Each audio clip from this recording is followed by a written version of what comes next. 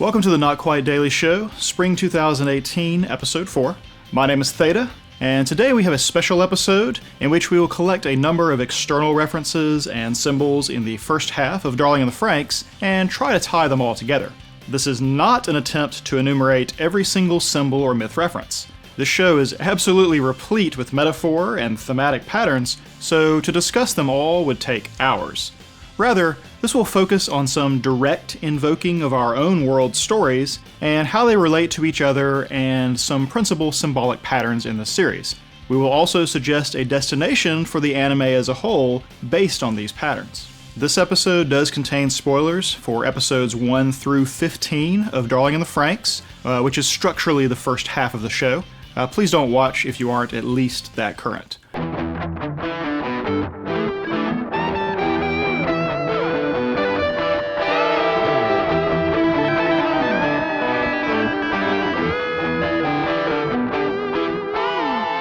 The key to understanding the interplay between our symbols and myth references is the book displayed in episode 12 during Ichigo's flashback. This book is the Golden Bough, and thus we will start with this work and what it suggests, tying it into Darling and the Franxx as we go along. The Golden Bough was an anthropology text first published in the late 19th century by the Scottish anthropologist Sir James George Frazer. Its enduring influence, however, is not because of its impact on anthropology, but from its impact on the literary world. You may ask, what is the nature of this book that it will show up as a reference in Japanese animation nearly 130 years later? The Golden Bough states its purpose as a study in magic and religion, but it's the manner in which Frazer pursues this study that makes the work singular. At its heart, the Golden Bough is an exhaustive attempt to draw a comparison between stories from many peoples and times and show how they are related to one another. Even in the abridged versions, it's hard not to be awed by the amount of examples of a certain practice or mythology, and in how many different places or variations it will appear. Frazer was especially interested in how mythologies about the way the world worked were related to the rituals that they inspired, and how those rituals, in turn, informed the mythologies surrounding them. The reason this was so influential to writers was how strongly it suggests that certain storytelling patterns are universal, essential in some way to how humanity made sense of the world and their place in it. Stories are a way for us to be entertained, yes, but the ones that resonate do so because we see the patterns of the story in ourselves. We see the characters' struggles and flaws and victories in our own lives. Ancient priests told stories to help explain the world to their people. Modern storytellers do the same thing. Now, not everything in the Golden Bough is going to be relevant to Darling and the Franxx, so I will try to explain what I think is relevant. One is related to the huge number of belief systems and practices of fertility cults. These stories and rituals grew out of a concept that Frazer called sympathetic magic, part of the first stage of human culture as he saw it. Sympathetic magic is basically like influences like, where man believed he could, say, cause rainfall by sprinkling water on the ground, or heal a broken bone by wrapping up a broken stick. Chief among the sympathetic rituals are the practices that Frazer called fertility rites. Though many varieties existed in many places and times, all are united by their purpose: ensuring the rebirth of the world each spring, increasing the productivity of nature and livestock and crops, and the renewal of some fundamental vitality in the world. This vitality was often believed to be contained in the singular person of a king or priest. He was responsible for the renewal, for the restoration of the land. Like the patron of an entourage, his job was to make it rain. In fact, many believe that the vitality and fertility of the land was bound up with the vitality or fertility of their high priest or king, who was often the same person. They believe that as their priest-king goes, so goes the world. One of the examples Frazer even cites is the Mikado of Japan, who during part of their history was extremely restricted in behavior and daily life, going so far as not being able to clip his hair or nails because doing anything taboo or unsacred could devastate the entire country. This is that notion of sympathetic magic. When the priest-king is hale and healthy, young and virile, all is well. But what to do when he's not? What happens when he ages, or takes ill, or ends up being infertile? Surely the world itself is then in peril. Now take that idea and look at Darling and the Franxx. The normal pattern of mankind and nature, where newer generations replace the old, has been upturned. The old linger and wither, while the young are expended and controlled. The world at large seems to reflect the fertility of the rulers, or rather the lack thereof. Rather than being green and vibrant, we have deserts and abandoned cities and unsafe oceans and lifeless plantations. The barrenness of the world is embodied by the barrenness of its priest-kings. Indeed, the person of Papa seems very much like a priest-king, who embodies both spiritual and political authority. There is great reverence and significance given to him, and much pomp and ceremony surround Papa and the Ape Council's interaction with their people. The processions we see feel very much like religious rituals, and Ape's wardrobe seems to be inspired directly by priestly vestments. We learned already that the clothing the adults all wear may be designed to cover up how aged they all are. Considering the entire Ape Council is fully encased, it's not a stretch to imagine that they are quite old and decrepit themselves, matching the wasteland that they preside over.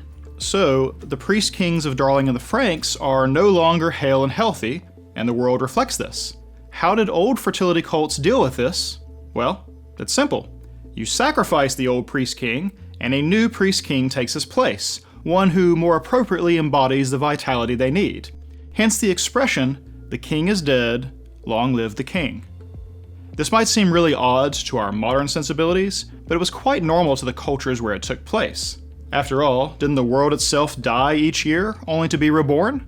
Why should the role of the priest-king, who represents this vitality, be any different? There were usually 3 ways this was accomplished. Sometimes this death was part of a regular, expected ritual. There are any number of religions and myths where there is a sacrificial or dying god who must die and be either reborn or replaced. Thus, the priest-king reigned for a time, or until it was determined they were no longer fit, then they submitted to sacrifice. But sometimes it was decided in the second way, in the form of a king killing his predecessor and taking his place, only to one day be killed himself. How many stories have we seen where becoming the leader of a kingdom or a tribe or some other group involves killing the current leader? How better to prove that you are a better representative of the vitality of the world than by besting the one who claims that title? Then there's the third way, where something besides the priest-king was sacrificed in order to represent the priest-king's death and rebirth. This is basically sympathetic magic taken one step further. Sometimes this was sacrificial livestock or crops, sometimes it was captured enemies or slaves, and sometimes it was a special class of sacrificial people, who were privileged and treated as sacred during their life, but who were kept apart from the rest, surrounded by taboos so that their sacredness would not be disrupted. That way, they could still one day fulfill their destiny of dying in place of the priest-king to renew his vitality and, therefore, the world's. In Darling and the Franxx, this resembles very strongly the role of the parasites in the society. They are privileged and kept apart, not even interacting with the caretakers that see to their needs. They have extensive grounds and a large bath and elaborate meals and a huge library. Their needs are seen to, and then some. But their daily lives are completely controlled, with the ultimate fate of sacrificing themselves for the good of their society. Indeed, the very act of piloting the Franxx seems to age them, to draw out their vitality and youth. In this society, they are treated in some ways as holy and special, and in other ways as completely disposable. Because of this symbolic role, the parasites and the details around them are imbued with tons of fertility symbolism. Their Franxx names are related to flowers, and each of the pilot roles is referred to as the sex parts of the flower, pistil and stamen. Flowers have a long history as symbolizing fertility. It's the reason that brides carry bouquets. Flowers herald the advent of spring and return of life to the world, so the association was a natural one for every temperate culture to make. They are the rebirth side of the death and rebirth theme that dominates storytelling. Of course, the parasites are not flowers growing freely in the world, they are cultivated. Kokoro has her little greenhouse where she grows exotic plants, but if you pull back just a bit, you can see that the parasites themselves essentially live in a greenhouse. They are flowers of a different kind, yet just as carefully grown. Hachi even refers to the act of cutting Mitsuru as pruning, and they replace the dead lilacs in episode 8 with new ones, just as they themselves replaced the dead squad.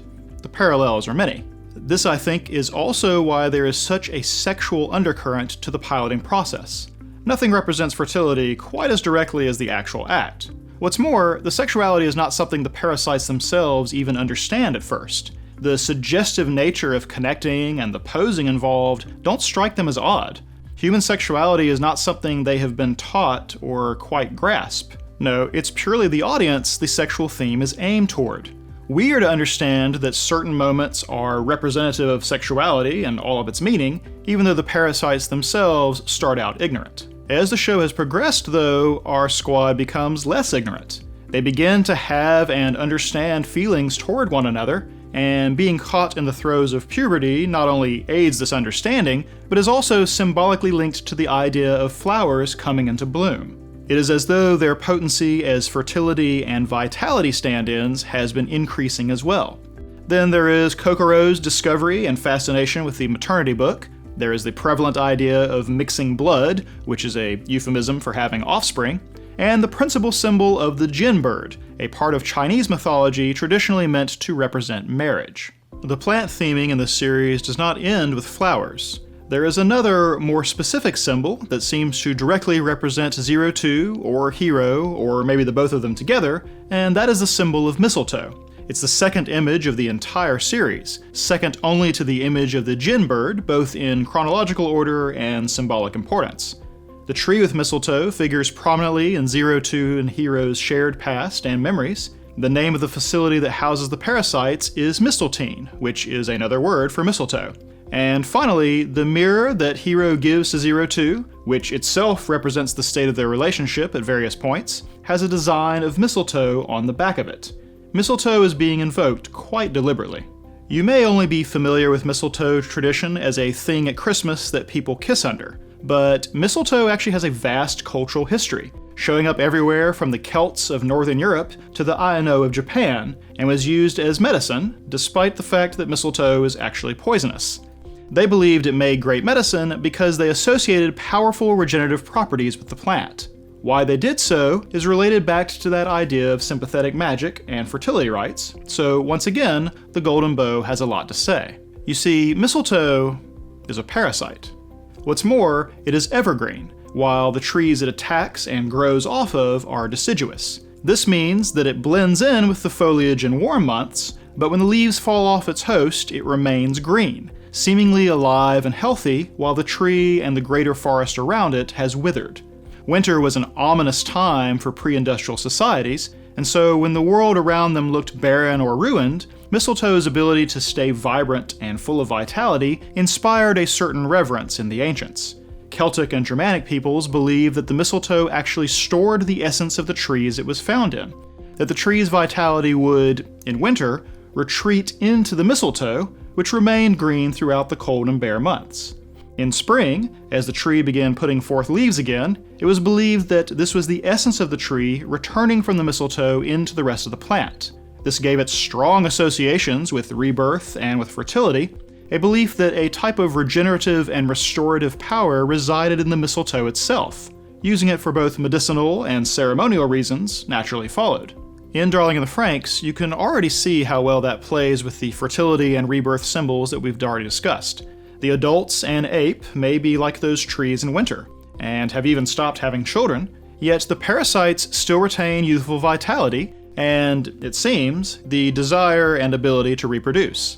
Like the mistletoe, they may be holding that fertility in reserve through these barren times, ready to return it to the world when spring comes again. Mistletoe also figures prominently in a mythology that the show has directly referenced. In episode 15, the Ape Council makes an offhand reference to something called Hringhorni. That name refers to a ship in Norse mythology, greatest of all ships, and eventually destined to be the funeral pyre for its owner, a god named Balder. How did Balder die? He was killed by mistletoe. The story goes that he had a dream of his own death, and his mother, Frigg, learns of it and sets out to prevent it. She does this by going to every creature and object in the world and asking them to vow never to hurt Balder. They all agree. However, she neglected to ask this of Mistletoe. Loki, god of mischief, learns this little detail. He makes a weapon out of mistletoe and goes to where the gods are gathered. Due to Balder's new invulnerability, the gods have made a pastime out of hurling things at him, knowing he couldn't be harmed. Loki presents the mistletoe weapon to Baldur's twin brother, who is blind, and he hurls it along with everyone else. Because Frigg neglected to get Mistletoe's cooperation, the weapon pierces and kills Baldur. In some versions of this mythology, this death of Baldur is the very act that heralds the coming of Ragnarok. Ragnarok is the twilight of the gods, a battle between many powers that leaves most of the gods dead and many realms destroyed. Midgard, the realm of humans, suffers a worldwide flood. However, after this climactic battle, the land returns fertile and green. Some previously dead gods, like Baldur, return to life, and the two humans who survive begin to repopulate the world. Does that sound at all like the death and rebirth and fertility patterns we've been discussing so far? Fraser seemed to think so, and spent some time connecting this myth with the profusion of fertility rites he found across Northern Europe, including ones that involved the use of mistletoe. Now, Darling of the Franxx is evoking mistletoe on purpose, and they're evoking Norse mythology on purpose also. Indeed, some may find a resemblance between the damaged plantations in episode 15 with that of Yggdrasil, the world tree that connects the realms in the Norse cosmology. If that's true, then their states here seem to recall Ragnarok as well, since in both cases they are being damaged. The 26 plantation even looks like a planet being split apart. But I also want you to note from that story that mistletoe isn't just a great symbol of renewal and life returning to the world in spring. In the Baldur myth, it's also the one thing that can kill an otherwise unkillable god. So where does that leave us? Well, the parasites in general seem representative of fertility, owing to all the flower symbolism and the sexual undercurrent. They also seem a lot like the sacrificial people in some cultures, holy and sacred and kept apart, yet ultimately doomed as they have their youth and lives drained from them. In addition, Hero and Zero Two in particular seem to be represented by the symbol of the mistletoe. Mistletoe is at once both the lone green thing in winter, the thing that holds the fertility of the world in its care until spring, and it is also the one thing that can destroy an otherwise immortal god. Meanwhile, our ape council stands in for the priest kings of old, and rather than submitting to a newer generation and a newer king, they have held on to the power and position well past their years. They seem to have made themselves effectively immortal, but their age and waning fertility means that the world they rule over is barren as well, sinking into deserts and abandoned towns and the lifeless cities of the plantations. Rather than allowing their replacement and permitting the natural cycle of death and rebirth to play out, they have sacrificed others in their place. Perhaps this works for a time, but where does the path go from here? To answer that, let us look at a pair of conversations that seem odd on the surface, but take on added meaning when considering all the symbolism that we've discussed. These dialogues are between Hero and Zero Two back in episode 5, once in the middle of the episode, and then again at the end. Hero has been showing Zero Two around Mistletoe, and at the end explains that it actually rains inside the dome sometimes. Zero Two is fascinated and demands he make it rain right away, but Hero explains that he can't, that Papa and the others decide when it happens. Like the priest kings of old, the power to bestow rain upon their land resides within the Ape Council. The land's fertility is linked to them. Zero Two is disappointed, and Hero is thoughtful for a moment. At the end of the episode, she gets her wish, staying out in that rain until morning. When Hero meets her this time, she asks him to make it rain again, before remembering that he can't. Then Hero says something curious, that he can't say that for sure yet. Perhaps the vital power of the rain is not exclusively the domain of Papa and Ape. Perhaps it can be claimed. And so, a logical path is suggested by Fraser's observation of fertility cults, in which, as we discussed, there were 3 ways the vitality of the priest king could be renewed. In the first way, the death of the priest king and his replacement can be part of a regular pattern, mirroring the death and rebirth of the natural world. But in this plantation society, those in power have upset this order. They have seemingly opted for the third, sacrificial pattern, having the parasites and the fertility they represent die in their place. What remains, then, is the second pattern. The priest king must be killed by his successor. Maybe all the parasites will play a part, but Zero Two and Hero especially seem fated to bring spring and the natural order back to the world. It is fitting that their story and tension should be primarily romantic, and that their relationship be especially reflective of sexuality and the fertility that invokes. Thus, the mistletoe returns the life force it has preserved through the cold months and causes the world to be born anew. But to do this, they must go through the council, and particularly Papa. They seem unkillable, like Balder from the myth, but even he had the one thing that could bring him low. Once these priest kings are replaced by those hale and hardy and fertile, the earth itself can return to springtime. Just like the world after Ragnarok, when the old gods are brought low, the land comes back green and healthy, to be repopulated by the lone survivors. So it seems the path is clear. The young must supplant and replace the old. They must claim the power of the rain for themselves. The king is dead. Long live the king.